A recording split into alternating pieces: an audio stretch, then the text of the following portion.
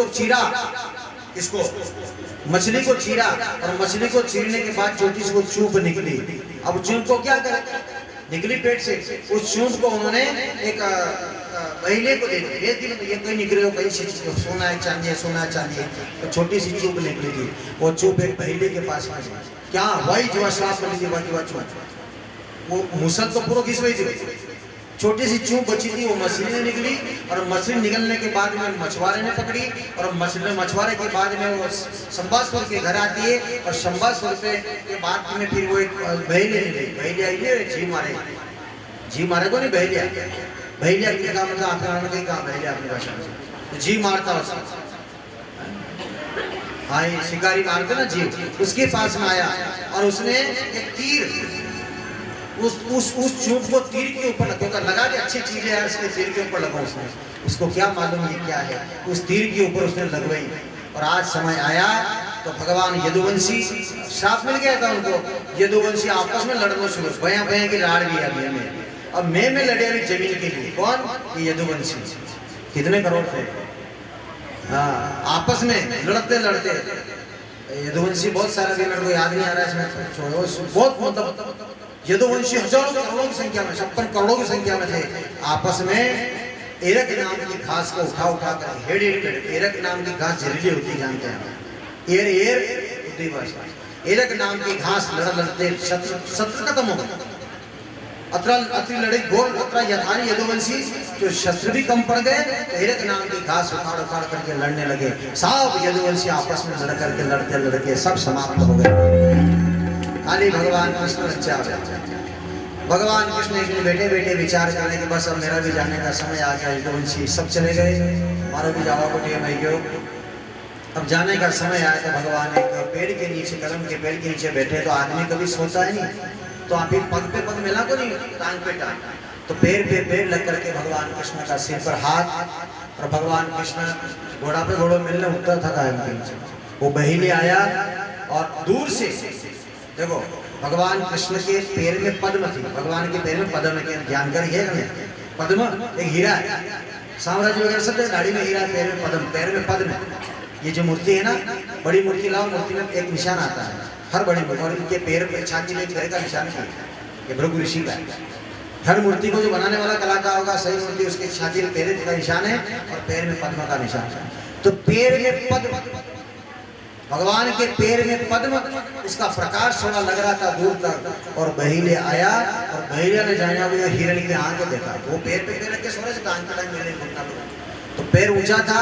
बहेलिया ने विचार किया शायद ये हिरण की आंख है, धीरे धीरे धीरे आया और आकर के उसने तुरंत तीर का संधान किया और आकर के भगवान कृष्ण के चरण में लग जाता है। बोले कृष्ण कन्हैया जय। वो बहुत जहरीला था, वो भगवान कृष्ण के एड़ी में आकर के लगा, और एड़ी में लगते ही भगवान कृष्ण के लग, हरे राम ये कौन हो तो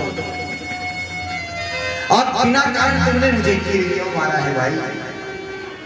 आज दौड़ता हुआ आया, कौन वो बहेलिया, और दौड़ता हुआ आया, भगवान की आंख में देखा, भगवान की आंख में भी आंसू,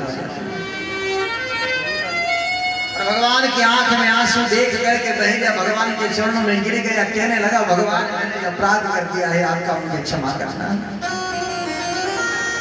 और भगवान के चरणों में गिर गया, भगवान आज आप मेरे हाथ से मारे जाओ।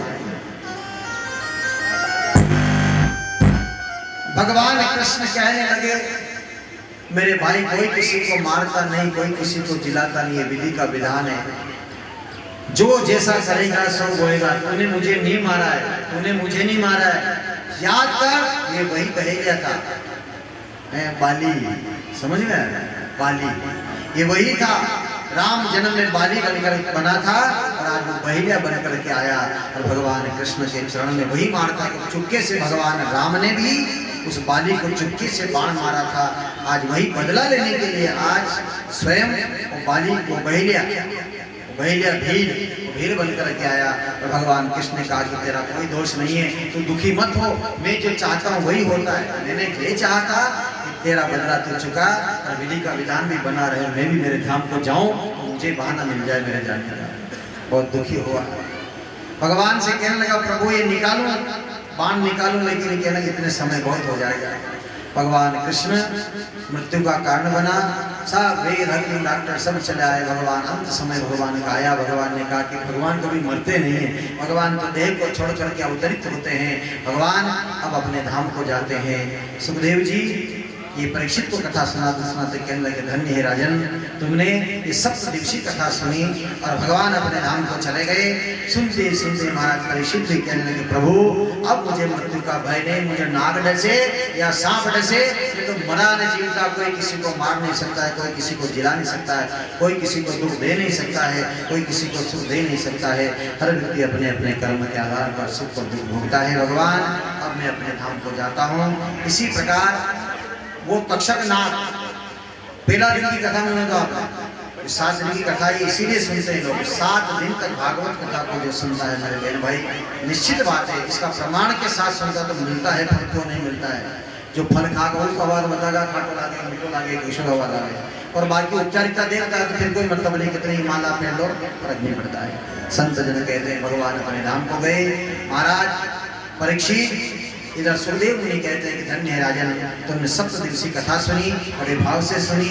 भाव से जो कथा कथा तो हजारों सुनते हैं, लेकिन धुंधकारी जैसा व्यक्ति ही विमान में बैठ करके जाता है। वो कथा भी सुनी आपने, हजारों था कथा में, तो धुंधकारी महापापी फिर भी विमान में बैठने के लिए तो बड़ा बड़ा संत लाल मेरा छिंदरा पे जिला डब्बा करने बैठा था। मैंने कि महाराज मैं तो आके मर गया भजन करता करता, तो माँ के बोले विमान नहीं आपने पापी बोले आयो, बोले ये तो भेद है, तुम तो जानते हो भी अनजान बन रहे हो। इसलिए भगवान कहते हैं कि परमात्मा निर्मल मन जन सो मोह पावा, छल कपट में छिद्र भावा। इसी प्रकार महाराज परीक्षित के नाग आया, तक्षक नाग आया, और नाग ने आकर के जैसे उसको वो पहले मर गए थे, क्या मारे मैंने पहले आकर के डस लिया, ऐसे करके परीक्षित महाराज भी अपने धाम को चले जाए। इसलिए मेरे बहन भाई, हाँ संत जन कहते हैं कि 7 दिवस तक ये जो भागवत कथा हुई, हमारे यजमान इंद्रलाल जी भगवान, न तो मेरा प्रभाव है न किसी व्यक्ति का प्रभाव, ये सब भागवत का प्रभाव है।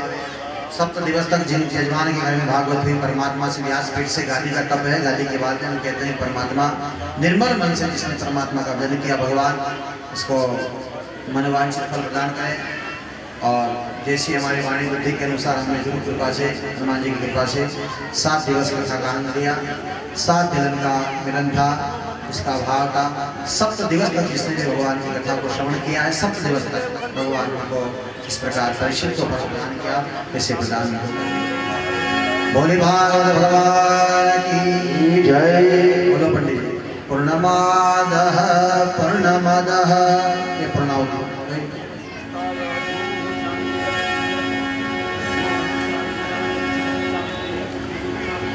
पंडित जी पूर्णाहुति करेंगे। उसके बाद भागवत पूजन,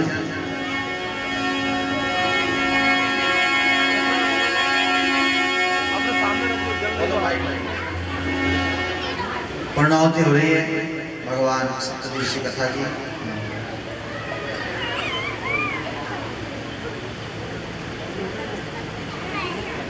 हरि हरि बोले भागवत महापुराण की जय। खोपरे के गोले को गंधर्व से पूजा करेंगे। एक अक्षत और पुष्प ले लीजिए हाथ में। हरे अम्मा पूर्व संकल्प अनुसार नैवेद्य पूर्णाहुति होमम करिष्ये, छोड़ दीजिए। और अब जो अपने हाथ में खोपरे का गोला उठाएंगे, एक हाथ में शुरुआत में पकड़ लेंगे घी का भर के, और फिर पहले खोपरे के गोले को रखेंगे, उसके बाद में सूर्य से पूर्णाहुति करेंगे ना। हरे ओम ओम पूर्णार्धपते पूर्णार्ध हरे ओम त्र्यंबकं जजामहे सुगन्धिं पुष्टिवर्धनम् उर्वारुकमेव बन्धनां मृत्युर्मोक्षे महामृतार्थः। रख दो। अब तफील उठाओ, शुरुआत नीचे रखो, वसुधारा लगाओ।